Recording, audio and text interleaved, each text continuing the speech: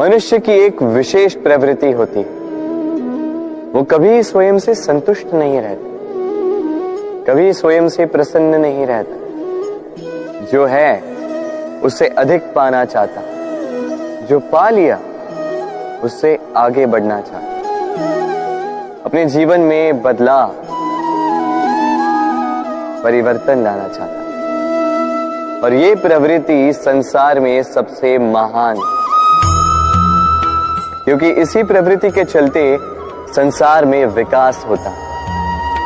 किंतु इस बदलाव के लिए मनुष्य उसकी खोज में रहता है जो उसके जीवन में बदलाव ला सके, उसे मार्ग दिखा सके, उसके जीवन में परिवर्तन ला सके। और इसके लिए मनुष्य संसार भर में उसे खोजता है जो उसके पास है।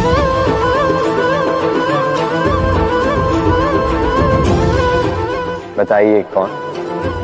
यदि कोई आपका जीवन बदल सकता है तो दर्पण देखिए। वो आप स्वयं है जो आपका जीवन बदल सकते हैं। वो आप स्वयं है जो स्वयं को मार्ग दिखा सकते हैं, जीवन में बदलाव ला सकते हैं, परिवर्तन ला सकते हैं। इसलिए पहचानिए अपनी भीतर की शक्ति को और विश्वास कीजिए कि इस संसार में आपसे अधिक शक्तिशाली और कोई नहीं। जीवन बदल जाएगा और अंधविश्वास का नहीं, आत्मविश्वास का हाथ थामिए। आपकी समस्याएं स्वतः दूर हो जाएंगी। मन बड़ी ही विचित्र कृति है। ये मन शरीर के किस अंग में बसता है कोई नहीं जानता, किंतु संपूर्ण शरीर इस मन की इच्छा साकार करने के लिए प्रयास करता रहता है। अब यदि मन कुछ खाने का करे तो व्यक्ति उसकी वनो उपवनों की इच्छा साकार करने का माध्यम ढूंढता रहता है। अब यदि मन किसी को शत्रु समझ ले तो व्यक्ति उसे नष्ट करने का हर संभव प्रयास करता है। अब यदि मन किसी से प्रेम करे तो उसकी प्रसन्नता के लिए हर सीमा लांघने के लिए सज्ज रहता है। परंतु जीवन सुखद हो इसके लिए आवश्यक है कि मन खाली हो। इस बांसुरी की भांति भीतर कुछ भी नहीं, न राग है न द्वेष, तब भी तार छेड़ने पर स्वर निकलता है। इसी प्रकार मन को भी भावनाओं से मुक्त रखना आवश्यक है। स्मरण रखिए, मन में कुछ भर के जियोगे तो मन भर के जी नहीं पाओगे। भूल और मनुष्य, इन दोनों का संबंध कुछ वैसा है जैसा पंख और चिड़िया का, जैसा धारा और नदिया का। यदि भूल मनुष्य के स्वभाव का इतना महत्वपूर्ण अंग है तो आप सोचिए, इस पर लज्जा क्यों? इस पर लज्जा करना ठीक है ही नहीं। वैसे देखा जाए तो भूल हमें स्वयं को और श्रेष्ठ बनाने का अवसर देती है, पहले से अच्छा प्रदर्शन करने की प्रेरणा देती है।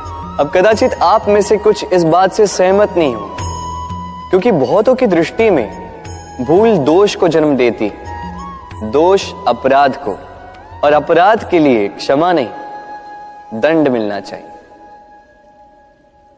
किंतु क्या आपने कभी सोचा है कि ऐसा क्यों होता है? क्या कारण है इसका? इसका कारण है भूल स्वीकार करने से बचना। यदि आप कोई भूल करोगे और उसे स्वीकारोगे नहीं तो वो भूल दोष में बदल जाएगी और वो दोष अपराध। तो साहस रखिए, अपनी भूल को स्वीकार करना अपनी भूल को सुधारने की दिशा में सबसे पहला कदम होता है।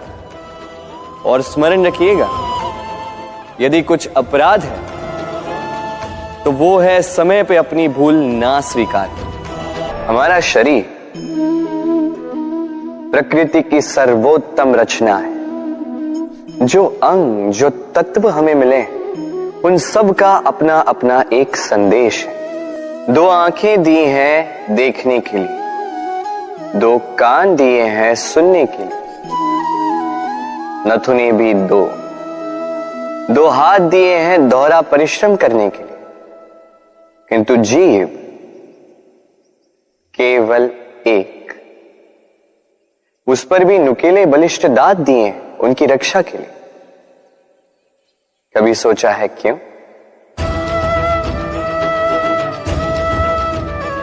क्योंकि शब्द और शब्दों का उपयोग मनुष्य का सबसे बड़ा शस्त्र है, जिसका उपयोग जितना सोच समझकर किया जाए मनुष्य जीवन में उतना ही ऊपर उठता है। तो समझे ना?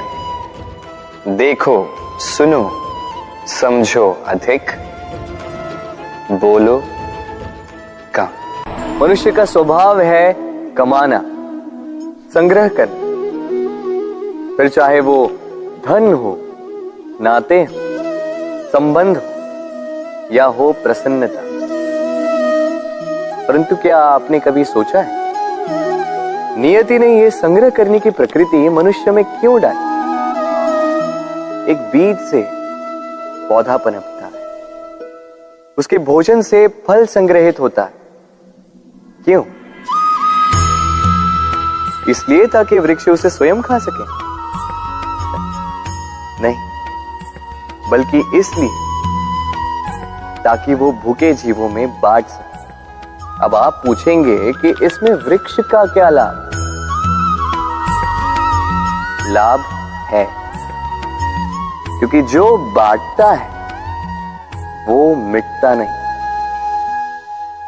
जो फल ये जीव खाते हैं वो उसके बीजों को वातावरण में बिखेर देते हैं, जिससे जन्म लेते हैं नए वृक्ष। उसकी जाति, उसका गुण, उसकी मिठास अमर हो जाती है। इसलिए स्मरण रखिएगा, अमीर होने के लिए एक एक क्षण संग्रह करना पड़ता है, किंतु अमर बनने के लिए एक एक कण बांटना पड़ता है। कभी बरगद के वृक्ष को देखा है? कितना विशाल होता है। कभी कभी भय लगता है कि इन भारी डालों का बोझ ये तना सह भी पाएगा या नहीं। भय लगता है कि कहीं ये वृक्ष टूट कर न गिर जाए, किंतु नहीं। समय पड़ने पर शाखाओं से निकलने वाली ये बेलें धरती की ओर बढ़ती और फिर स्वयं जड़ बनकर इस वृक्ष को सहारा देती। इसी प्रकार जो परोपकार करते हैं, सत्कर्म करते हैं, उन्हें स्वयं के लिए चिंतित होने की आवश्यकता ही नहीं, क्योंकि उनके कर्म ढाल बनकर उनकी रक्षा करते हैं। इसीलिए जीवन में सहारे की नहीं, कर्म की चिंता कीजिए। राधे राधे।